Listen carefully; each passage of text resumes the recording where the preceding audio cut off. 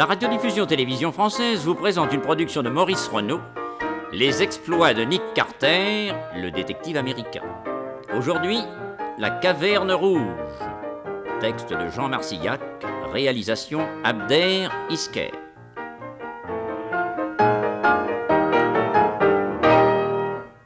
Bonsoir à tous, c'est Jack Carter qui vous parle. Ce soir, je vais vous raconter un autre des exploits de l'oncle Nick. Cet exploit a eu lieu au mois d'avril 1901, c'est-à-dire il y a 2 ans.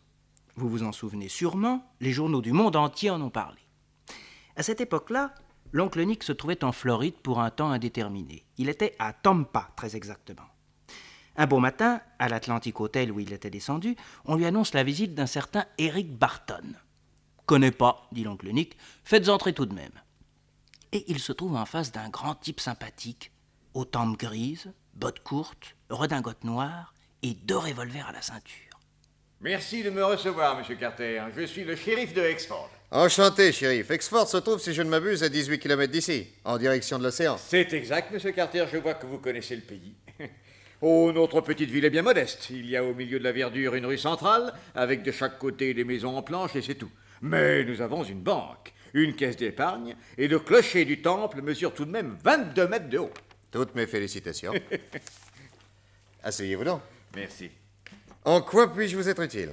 Monsieur Carter, à une demi-lieue de Exford, lundi dernier, 2 femmes ont été assassinées.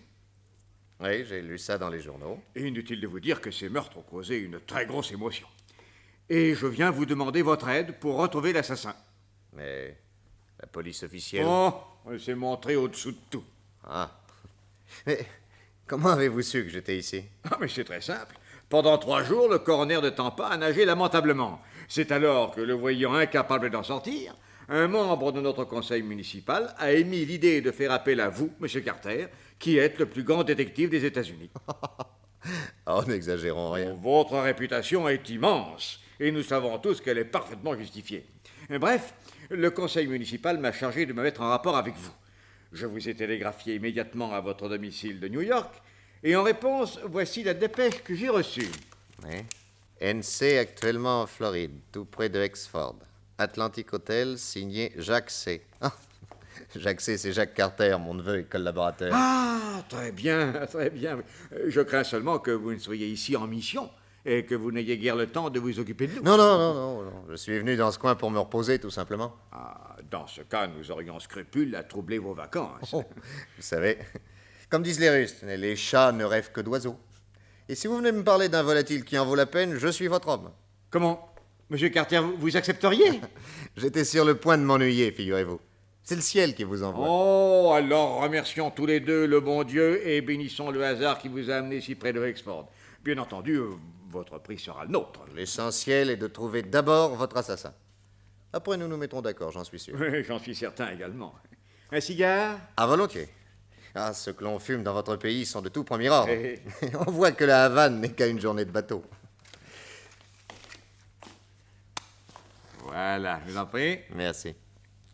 Maintenant, racontez-moi votre affaire dans les moindres détails. Le plus insignifiant en apparence peut être le plus utile. Je vous écoute. Comme vous le savez probablement, monsieur Carter, Exford est relié à l'Atlantique par un petit fleuve, le Jalaya. Il va se jeter dans la mer à 5 km de là. Entre Exford et l'estuaire, à 2 km de chez nous, sur la rive droite du fleuve, se trouve un bungalow isolé qui appartenait, jusqu'à ce qu'elle soit assassinée, à une veuve, Madame Skeet. Elle vivait là avec sa servante, une fille de 22 ans, Jenny Murray. Le bungalow, qui ne comprend que 4 pièces de plein pied, est entouré de cultures de vignes et d'orangers qui permettaient à Madame Skeet de vivre dans une agréable aisance. Or, lundi dernier, au cours de la nuit, les 2 femmes ont été sauvagement assassinées à coups de couteau. On a pu reconstituer les différentes phases du drame? Oh, très facilement. L'assassin est entré dans la chambre de Jenny, la servante, en fracturant les volets. La fenêtre était ouverte, il n'a eu qu'à sauter dans la pièce et il a frappé à la poitrine la pauvre fille qui s'est débattue en hurlant. Entendant ces cris, Madame Skeet a surgi un revolver à la main.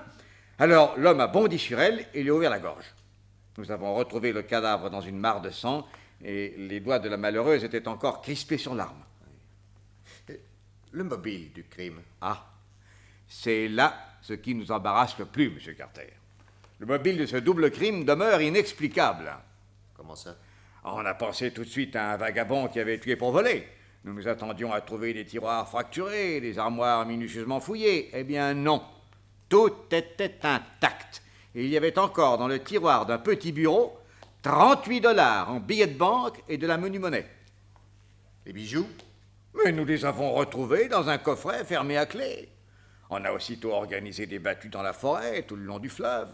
Des bandes armées de fusils sont partis dans toutes les directions. Rien! Aucun résultat. Pensez-vous que Madame Skeet aurait été victime d'une vengeance? Oh, certainement pas. C'était une brave femme et on ne lui connaissait que des amis. Quel âge avait-elle? Pourrait-il s'agir d'un amoureux éconduit? Oh non, mon Dieu, elle avait 53 ans. Elle ne pouvait plus guère inspirer que du respect. Bref, mystère total. Total, Monsieur Carter. Après 3 jours d'efforts infructueux, le coroner a abandonné. Oh, pas officiellement, bien sûr. Mais il reste à Tampa, il ne se dérange même plus. Qui a découvert le crime? Un noir des Antilles, un certain Cristobal. Un pauvre diable qui travaille près de l'estuaire dans un parc à huîtres. Où habite-t-il? Dans une cabane en planche au milieu des pins qui surplombent le rivage. Une fois par semaine, il remontait en pirogue jusqu'à Exford pour faire de petits achats. Et il s'arrêtait toujours chez Madame Skeet pour lui demander s'il y avait des commissions à faire pour elle. Et ça lui permettait de gagner quelques cents. C'est comme ça que mardi matin, il a découvert les 2 cadavres. Affolé, il a sauté dans son bateau, il a remonté le fleuve aussi vite qu'il a pu, et il est venu immédiatement m'alerter. Quel genre de type? À peine 25 ans, un grand gosse, un peu chapardeur comme ils sont tous. Ouais, naturellement, vous l'avez soupçonné d'être l'assassin. Bien sûr. Mais dans ce cas, pourquoi serait-il venu tout de suite me chercher? Pour endormir vos soupçons. Le coup classique. Oui, enfin, le coroner l'a cuisiné pendant 8 heures d'affilée.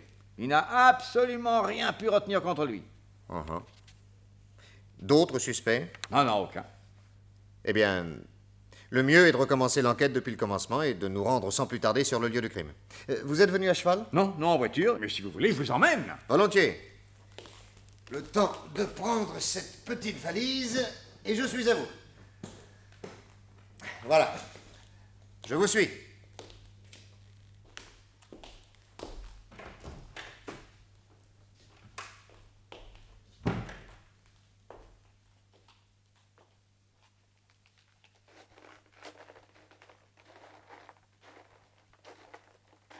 Hey!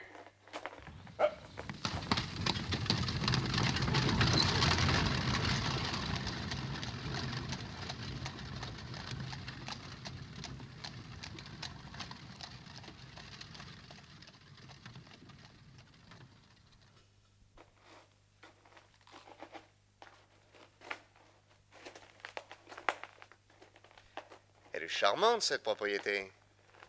Toutes ces fleurs. Oui, n'est-ce pas? On a du mal à penser que ce bungalow a été le cadre d'un drame aussi affreux, d'une véritable boucherie.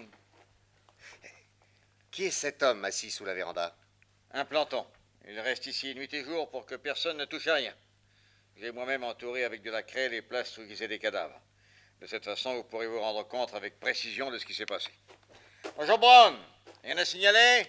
Non, shérif, absolument rien. Par ici, Monsieur Carter. Voici la fenêtre par où a pénétré l'assassin. Bon. Eh ben, allons-y.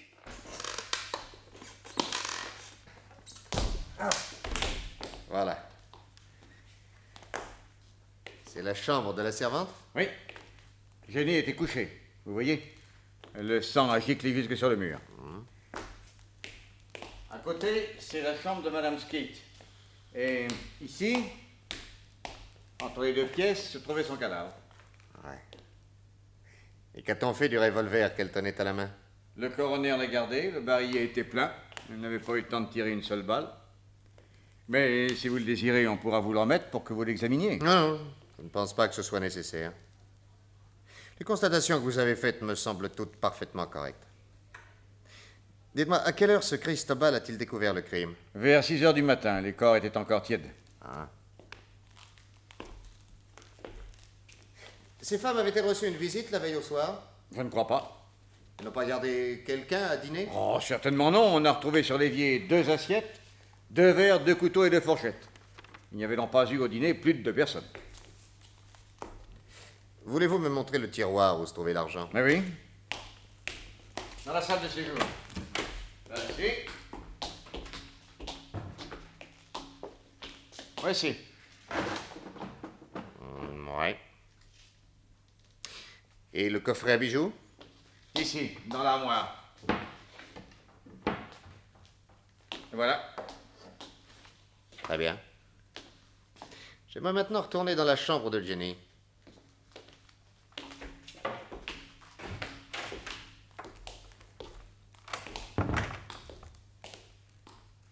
Dites-moi, je suppose qu'elle rangeait ses affaires dans cette commode.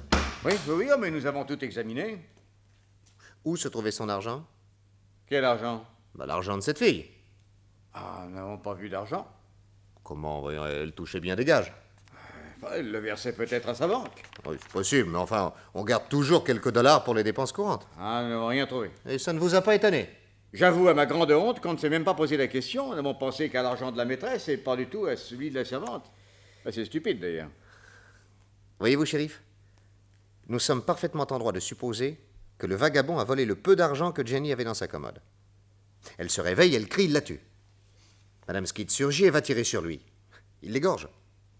Puis, pris de panique, il se sauve sans même penser à prendre l'argent et les bijoux qui peuvent encore se trouver dans la maison. Très plausible en effet. Personnellement, vous connaissiez cette Jenny? Oh, vous pensez, elle est née à Exford. Je n'en espérais pas tant. Oh, venez voir. Oui, quoi donc? Ce petit carton de mouchoir tout neuf.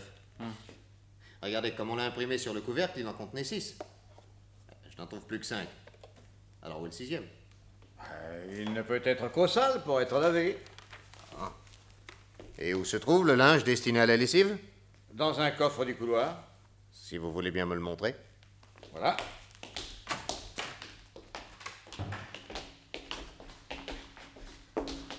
Voilà. Ouais. Des chemises. Des têtes d'oreiller. Ah, des mouchoirs.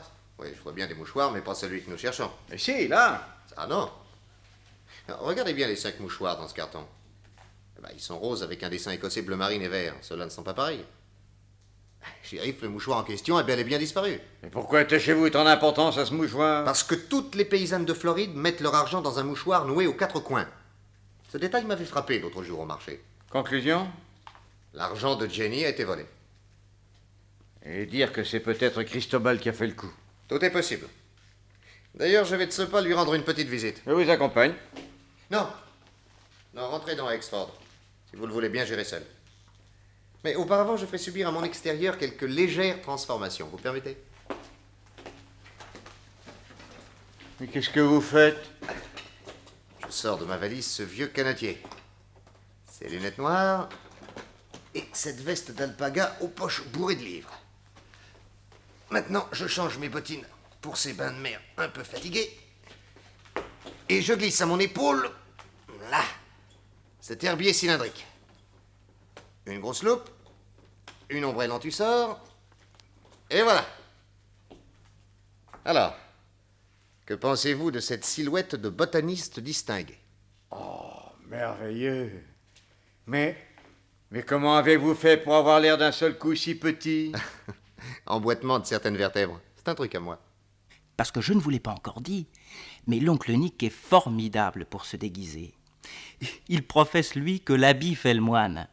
Remarquez, il utilise rarement les perruques et les moustaches, et pourtant, il en possède une collection sensationnelle. Ses petits chefs-d'œuvre sont implantés à la main, poil par poil, sur un tulle invisible. Mais la plupart du temps, il estime qu'une transformation dépend surtout du vêtement, de l'attitude, de la voix et de l'expression du visage. Je suis entièrement de son avis. Ça a donc été une espèce de savant lunaire qui est passé 1 heure plus tard devant la cabane de Cristobal, le pauvre antillais, au moment où il remontait du parc à vitres en compagnie de son chien. Bonjour, mon ami. Bonjour. Ah, peut-être pouvez-vous m'enseigner. On m'a dit que de ce côté-ci, il y avait des salpiglossis, des datura cornucopées et des pyrètres roses. Est-ce exact? Je sais pas. Oh, mais mon pauvre ami, mais qu'est-ce qu'il a, votre chien? Il a attrapé mal à la patte. Permettez que je regarde. Oh, mais il a été mordu par un insecte venimeux. Ah, il est tout enflé. Il faut faire quelque chose, sinon ça peut devenir très grave. Il a la fièvre. Mais moi, je ne suis pas médecin. Toi, tu es médecin? Non, non, mais je suis un savant spécialisé dans les plantes. Tenez, si vous voulez, vous allez le tenir bien fort entre vos jambes. Et je vais ouvrir la plaie avec mon canifre. Et y mettre du désinfectant dont... Oui, j'en ai ici une bouteille. Là, voilà. Et dans 2 jours, il sera guéri. Ah, le bon Dieu, il t'envoie. Attends, je vais le tenir. Il ne bougera pas. Viens ici, Zoya, viens. Viens ici. Tout doux. Là. Attendez. Attendez que je passe la lame de mon canif à la flamme de cette allumette. Là. Voilà. Maintenant, donne ta patte, mon Zoya, hein? Allez, donne. Et ne bouge plus. Là, Zoya, c'est fini. Oh, tenez-le bien. Il faut vider l'abcès maintenant. C'est fini, Zoya, c'est fini. Du désinfectant. Oh, ça sent pas bon. Oh. Non, mais c'est très efficace. Ah, un petit bandage. Heureusement, j'ai tout ce qu'il faut là, dans ma boîte à malice. Et voilà, c'est terminé.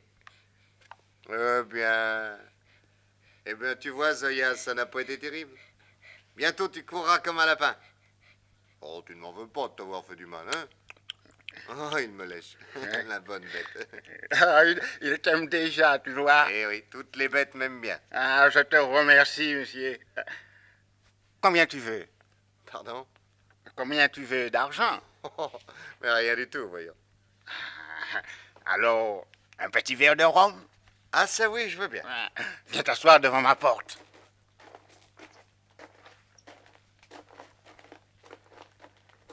Ah, il est joli, ce pays. Ah, tu n'es pas d'ici, toi, hein? Non, non, j'habite une grande ville. Je suis professeur dans une université. Oh, doucement, pas tant. Merci. Et alors, tu apprends à lire aux petits blancs Ah non, je leur apprends à connaître les plantes et les fleurs. et à les aimer. Eh oui. Mais dites donc, il est rudement bon, votre petit rhum. Vous l'achetez-vous à Exford? Ah non, c'est un cousin qui est marin. Et il me rapporte quelquefois de la Jamaïque. Ben, si tu veux, je te donne une bouteille. Ah, volontiers. Ah, mais je vais vous la payer. Oh non. Ah, si, j'y tiens absolument. Tenez, voilà un billet de $1. Moi, c'est beaucoup trop. Attends, je vais te chercher la bouteille et je te rendrai la monnaie. Dites-moi, c'est vous qui jouez du banjo? Oui. Tiens, voilà la bouteille et 20 cents. Merci. Oh, maintenant, avant que je m'en aille, faites-moi un plaisir, hein? Jouez-moi un petit air de banjo. Ah, je vais bien.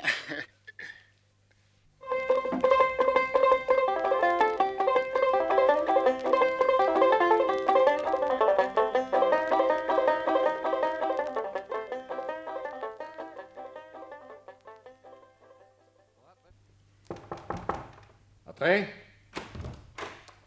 Bonsoir, shérif. Ah, bonsoir, monsieur Carter. La nuit est tombée depuis longtemps, il est bientôt 8 heures et je commençais à m'inquiéter de vous. Je suis venu à pied. Depuis l'océan? Hein? En m'arrêtant un peu plus d'1 heure dans la maison du crime. Mais savez-vous que Exford m'a l'air d'une petite ville charmante? Oh, ça, l'éclairage des rues laisse malheureusement encore bien à désirer. Monsieur Carter, vos ordres ont été exécutés. Sitôt que j'ai reçu le message que vous m'avez fait porter par le livreur d'huîtres, j'ai envoyé mes hommes arrêter Cristobal. Il est sous les verrous? Non, il est dans la pièce à côté, sous bonne garde, et les menottes aux mains. J'ai hâte de savoir de quoi vous l'accusez. Eh bien, faites-le entrer. Barnet, introduis le prisonnier. Laisse-nous, Barnet. Bien, shérif. Alors, Cristobal, nous nous retrouvons. Mais j'ai rien fait. Oh, c'est pas l'avis de monsieur. Quel monsieur? Ce monsieur-là? Moi, je le connais pas. Ah si, Cristobal. Tu m'as vendu cet après-midi une de ces bouteilles de rhum que ton cousin te rapporte de la Jamaïque. Bah, pas à toi. À un monsieur très bon pour mon chien. C'était moi. Mais tu m'excuseras, j'avais modifié un peu mon apparence. Non. Non, c'est pas possible. Et quand je me tiens comme ça, tu me reconnais? Ah oui, oui. Oui, c'est toi le savant. Et c'est moi qui t'ai fait arrêter, Cristobal. Pourquoi? Je t'ai rien fait. Oh, moi, non. Mais à d'autres. Alors, ne riboule pas les yeux et écoute-moi. Quand je t'ai payé la bouteille de rhum, tu es allé me chercher de la monnaie qui était cachée sous ton matelas. Mais- Ah, ne dis pas non, je t'ai vu. Mais je dis pas non. Après ça, tu m'as joué du banjo, fort bien. Et puis on s'est quittés. Moi, j'ai pris la direction de Exford et toi, tu es redescendu vers la mer. Quand tu as été assez loin, je me suis montré très indiscret, Cristobal. Je suis revenu à ta cabane. J'ai soulevé ton matelas et j'ai trouvé ton argent. Le voici. Comme vous le voyez, shérif, il est serré dans un mouchoir noué aux quatre coins. Mais c'est le 6e mouchoir de Jenny, celui qui avait disparu. Eh oui. Ainsi, tu as volé Jenny après l'avoir assassiné? Je l'ai pas tué, c'est pas vrai. Je l'ai pas tué. Je suis sûr que je l'ai pas tué. Alors, veux-tu nous expliquer dans quelles conditions ce mouchoir se trouvait sous ton matelas? Je l'ai pas tué. Réponds à ce que je te demande. Ah oui, inutile de claquer des dents et si tu n'as plus de jambes, assieds-toi, mais parle. Vais-tu parler, sale petit bandit? Non, moi pas bandit. Moi, je suis un pauvre noir, très pauvre. Le matin, quand je suis venu demander à Madame Skid si elle avait des commissions, je l'ai trouvée morte, assassinée. Jenny aussi. J'allais me sauver Alors, continue. quand j'ai vu sur la commode le mouchoir de Jenny. Il y avait dedans $3. Moi, je suis un pauvre noir. J'ai emporté le mouchoir. Voleur et assassin! Non, je n'ai pas tué. Je jure sur le Christ. Je porte le nom du Christ. Et si je mentais, le tonnerre, il tomberait ici. Elle. Dis-moi. Ces 3 billets de $1, ils étaient bien dans le mouchoir de Jenny. Oui. Tu n'as pas trouvé qu'ils avaient quelque chose de particulier? Non? Quoi? Ils sont faux. Qu'est-ce que vous dites? Je dis qu'ils sont faux, voyez vous-même. En tout cas, ils sont admirablement imités. Tenez, en voici un vrai. Oui.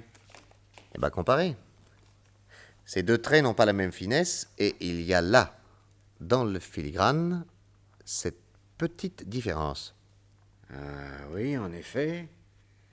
Mais comment Jenny était-elle en possession de 3 faux dollars? Oh, moi, je crois. Je crois que je sais. Tu sais quoi?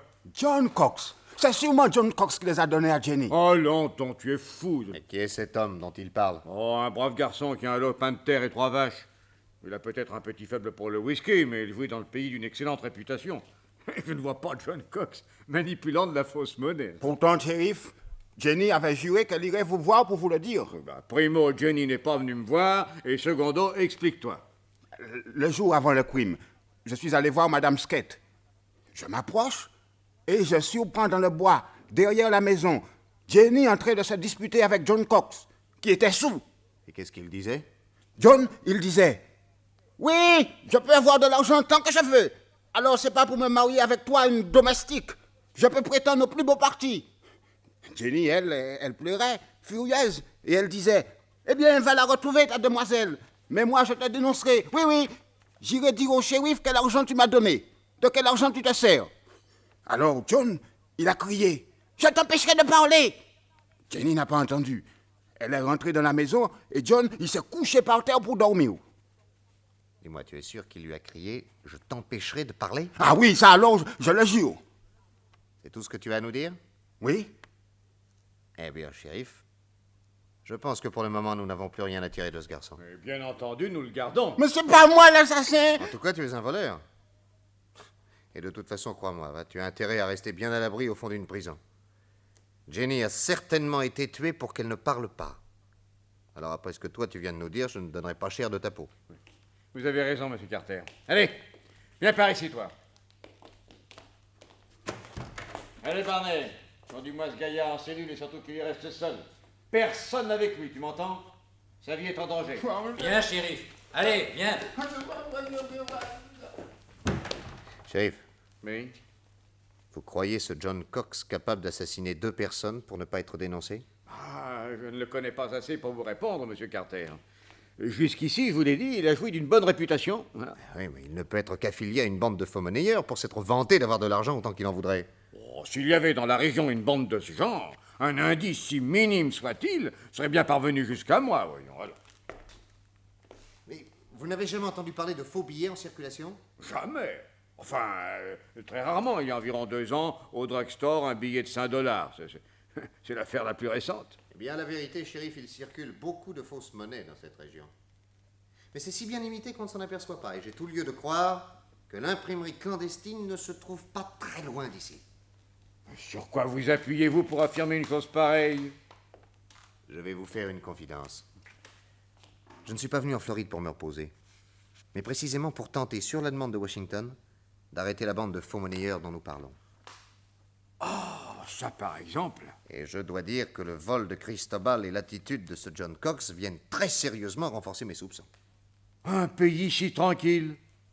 Ah, ça, je n'en reviens pas. Mais croyez-vous que ces bandits savent pourquoi vous êtes en Floride? J'ai bien le droit de prendre des vacances, non? Et de m'amuser pour ne pas perdre la main à rechercher l'auteur d'un double assassinat. Cela n'implique pas forcément que je m'intéresse à une bande de faux monnayeurs. Mais si c'est John Cox qui a tué ces 2 femmes, et s'il vous soupçonne d'avoir eu vent de quelque chose au sujet de ces faux billets, mais il va chercher à vous supprimer. Ah, sans aucun doute.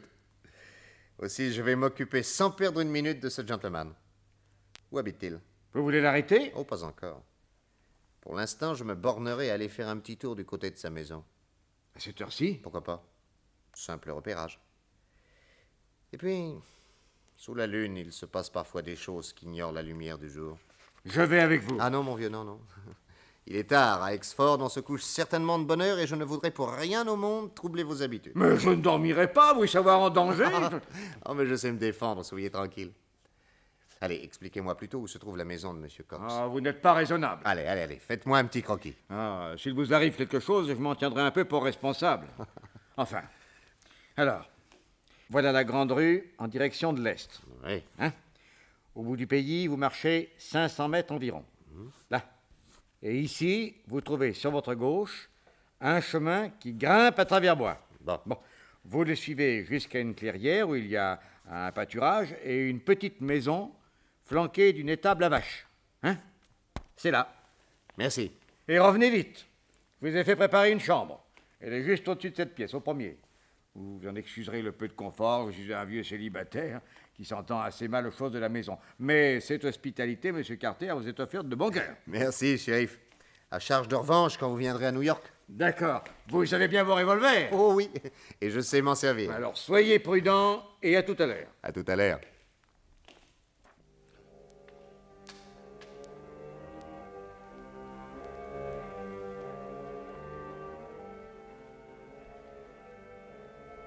Et voilà l'oncle Nick parti vers la maison de John Cox, complice des faux monnayeurs. Il traverse la petite ville endormie. Il marche sur la route toute blanche sous la lune. Puis il prend à gauche, s'enfonce dans le bois et s'arrête enfin à 50 mètres de la maison. Aucune lumière. Seulement le meuglement des vaches. 10 minutes. 20 minutes. Une demi-heure. Rien d'anormal.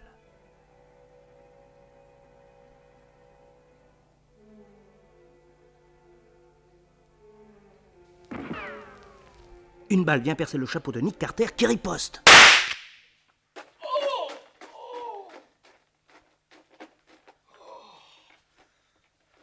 Oh, vous m'avez blessé. Quoi? C'est vous, shérif? Oh, vous occupez pas de moi, vite. John a filé par là, tirez dessus. Là, à droite. Ah, je t'en fiche, il est loin maintenant. Comment c'est vous qui avez reçu ma première balle? Oui, oui. Oh, je m'en veux, c'est stupide. J'ai aperçu votre silhouette et je l'ai prise pour celle de ce bandit. Montrez. Où êtes-vous blessé? À la main droite. Oh, je pense que ce sera rien. La balle a dû rester. Oh, il faudra que le médecin me la retire. Oh, vous m'envoyez une navrée. Attendez que je vous fasse un bandage avec mon mouchoir, là. Ne bougez pas. Oh. Mais aussi, qu'est-ce que vous faisiez là? Je vous avais défendu de sortir. Mais quand vous avez été parti, je n'étais pas tranquille et je me suis dit que je ne faisais pas mon devoir. Ben oui, il fallait que je reste avec vous pour vous protéger en cas de danger. Oh là là. Alors, je suis venu vous surveiller, prêt à intervenir à la première alerte. Malheureusement, John Cox a surgi d'un forêt. Il a tiré sans que j'aie eu le temps de le voir. Et au moment où j'ai voulu l'abattre, j'ai reçu votre balle dans la main. Oh là là. En tout cas, nous sommes fixés. Hein. Sa culpabilité est maintenant hors de doute. Pouvez-vous tenir encore quelques minutes, le temps de jeter un coup d'œil dans la maison? Oh, mais naturellement. Allez, je vous suis.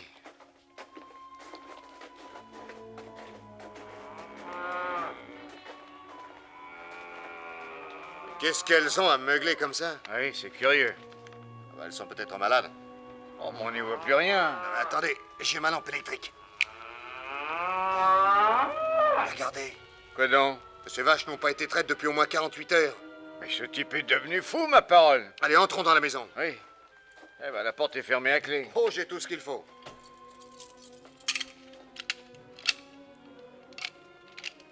Voilà. Entrez.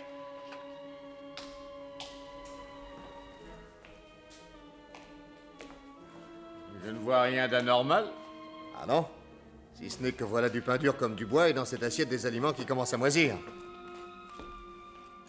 Ça y est bien 2 jours que cette maison n'a pas été habitée. Si John est allé se cacher parce qu'il est l'assassin, ça ne me semble pas très malin. Ah, moi, je suis bien de votre avis. Allez, rentrons en ville et envoyons quelqu'un traire ces pauvres bêtes. Pendant ce temps-là, le médecin vous extraira la balle. Ah oui. Ça. Cet accident est stupide, je vous en demande encore Ah, pas. enfin, c'est uniquement de ma faute, monsieur Carter. Mais je ne regrette rien. Si c'était à refaire, je le referais. Oh là là. Oh.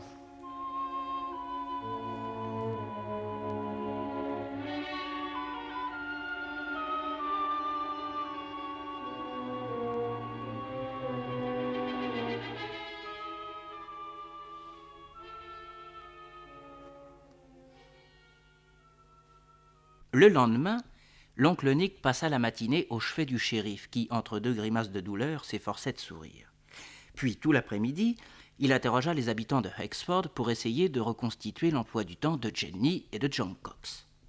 Lui, on l'avait vu plusieurs fois, mais elle, pas du tout. Elle n'avait pas dû quitter le bungalow depuis une semaine. Pourtant, vers 9 heures du soir, quand Nick Carter revint voir le shérif qui avait un peu de fièvre, il était porteur d'un curieux renseignement. Dites-moi, shérif, vous connaissez la petite Julia Adams? Oui, la fille du coiffeur. Tout à l'heure, elle m'a rattrapé dans la rue pour me dire que sa petite amie Betty Hawkins lui avait affirmé avoir vu de sa fenêtre Jenny entrer chez vous en se cachant, vers 10 heures du soir, la nuit du drame. Jenny, dans cette maison la nuit du drame? Cet enfant se trompe ou c'est une mythomane? Oui, c'est bien mon avis. Permettez? Tiens, Barney, vous écoutez aux portes? Moi? Non. Je passais pour aller chercher au fond du couloir des formulaires de procès-verbaux. Ah bien. On ne m'enlèvera pas de l'idée que votre fidèle Barney écoutait à cette porte. Où couche-t-il? Dans une petite pièce au rez-de-chaussée, près des cellules. Et si cette petite fille disait vrai? La nuit du crime, Jenny est peut-être venue dans cette maison pour parler à Barney. Mais dans quel but? Il serait bon d'interroger d'abord la petite Hawkins dès demain matin. Après, nous verrons. Oui, vous avez raison. Nous irons la voir dès 8 heures avant son départ pour l'école. Et elle demeure en face. Mais l'oncle Nick n'eut pas besoin d'aller chez Betty Hawkins. À 7 heures du matin, on frappait violemment à la porte du shérif. C'était le père de la petite. Il était atterré. L'enfant avait été enlevé dans la nuit. La nouvelle bouleversa la ville entière. Toutes les recherches restèrent vaines. Vers 2 heures de l'après-midi, Nick Carter décida d'aller à Tampa chercher les renforts de police. Il emprunta la voiture du shérif, fouetta le cheval et partit à bride abattue.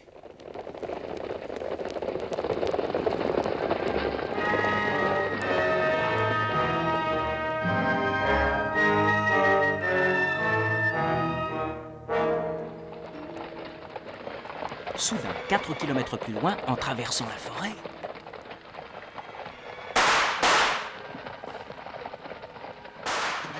Ma parole, mais c'est sur moi qu'on tire! Oh!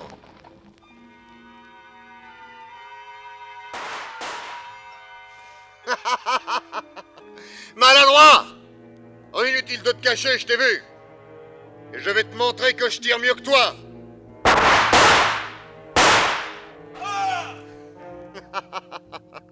Je fais mouche à tous les coups, mon gars. Voilà qui file comme un lapin, tiens. J'aimerais bien savoir où il va. Nick Carter court aussitôt à l'endroit où était le bandit. Mais il ne trouve qu'un peu de sang dans l'herbe. Un peu plus loin, encore une goutte de sang. Puis plus rien. Si, des empreintes de pas qui ont écrasé des feuilles. L'art de suivre les traces, l'oncle Nick l'a appris d'un grand maître, Buffalo Bill lui-même. Il se jette donc à plat ventre et renifle comme un chien de chasse. Puis il part droit devant lui. Les taches de sang réapparaissent. Elles se font plus nombreuses. Soudain, elles s'arrêtent devant un rocher. Visiblement, il a été déplacé. Oui, il tourne sur un pivot d'acier et Nick Carter découvre un trou et au fond du trou, des marches qui s'enfoncent dans les entrailles de la terre. Les marches sont pleines de sang. C'est par là que l'homme a disparu. L'oncle Nick n'hésite pas, il descend. Il allume sa lampe électrique et bientôt, le voilà qui longe un couloir. Soudain, il bute dans un corps. C'est l'homme blessé qui vient de tomber d'épuisement. Tu es là, voyou. Ne me faites pas de mal. Je vous en supplie. Je vais mourir. Je te soignerai tout à l'heure. Pour le moment, je cadenasse cette chaîne autour de tes chevilles. Voilà. On ne sait jamais, hein. Et quittant le blessé, Nick Carter suit le couloir. Tout au bout, il y a de la lumière. Il se baisse, se met à ramper et parvient à se dissimuler derrière des caisses entassées près de l'entrée d'une sorte de caverne. De puissantes lanternes sont au mur. Dans la caverne, il y a un matériel d'imprimerie, l'antre des faussaires. 5 hommes sont là. Un prisonnier près d'un billot, un bourreau et son aide avec une hache, un accusateur, et assis sur une estrade, un personnage muet vêtu d'une robe de bure et d'une cagoule, le chef. Auprès de lui, l'accusateur parle. John Cox, vous allez mourir. Non. Oh non, je vous en supplie. Oh non, je vous en supplie, je ne veux pas mourir. Pardon. Le maître ne pardonne jamais. Vous avez violé le serment prononcé le jour où vous avez été reçu parmi nous. Vous vous êtes enivré et vous avez dit à la servante Jenny Murray que vous pouviez avoir autant d'argent que vous le vouliez. Et alors qu'il vous était interdit, comme à nous tous, d'utiliser notre production à l'intérieur d'un rayon de 50 kilomètres, vous avez remis de faux dollars à Jenny Murray, qui est allée vous dénoncer au shérif. De crainte que cette fille ne parle davantage, notre grand maître a dû la tuer dans le courant de la nuit. Il a dû aussi égorger Madame Skitt, qui le menaçait d'un revolver. Ce double meurtre, vous en êtes responsable, John Cox. Et ce qui est plus grave encore, c'est que Jenny, qui avait remis un de ses faux dollars au shérif, en avait gardé 3 dans son mouchoir. L'antillais Cristobal les a volés, et grâce à ce vol, Nick Carter, le plus dangereux détective des États-Unis, a été sur notre piste. Heureusement qu'à cette heure, il est mort, car un de nos camarades a été chargé de l'abattre. Dieu ait son âme. Pour toutes ces fautes, pour toutes leurs conséquences, soumettez-vous, John Cox, et placez votre tête sur ce billot. Vous allez mourir. Bourreau, faites votre devoir.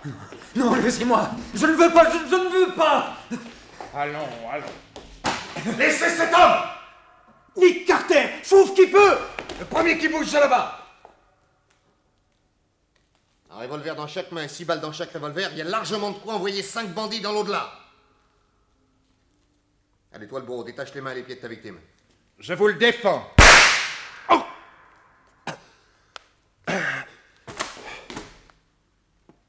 servir d'exemple. Et c'est moi qui commande. J'ai dit détacher le prisonnier. Très bien. John Cox, je t'ai sauvé la vie, alors aide-moi. Hein. Attrape ces menottes et passe-les au poignet de ton bourreau. Mais ta gueule ou je t'assomme! Voilà, c'est fait, monsieur Carter. Et ces menottes-là pour l'aide bourreau. Voilà, monsieur Carter, c'est fait. Et maintenant, grand chef, à nous deux. Il me reste encore 11 balles à ton intention. Qu'as-tu fait de la petite Hawkins? Tu ne veux pas répondre? Moi, je peux vous le dire.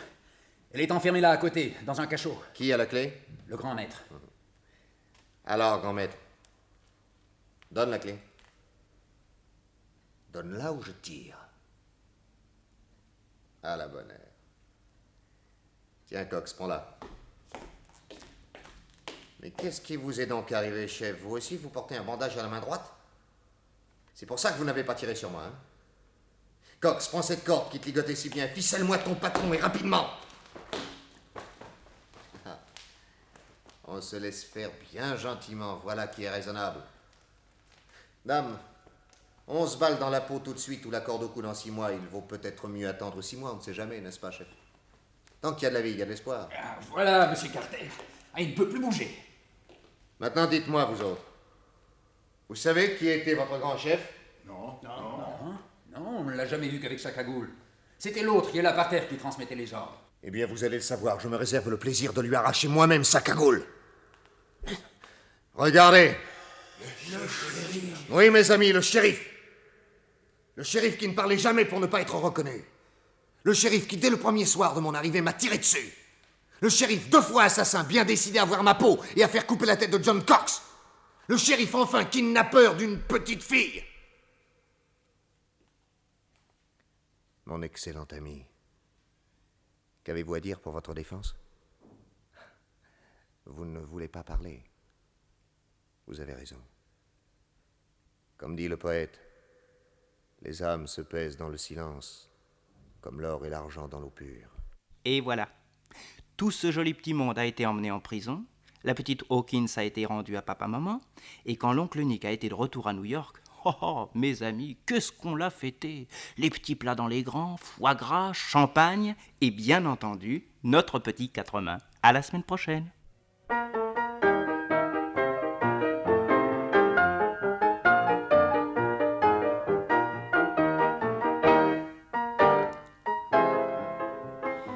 Dans la série Les exploits de Nick Carter, le détective américain, vous venez d'entendre La Caverne Rouge, texte de Jean Marcillac.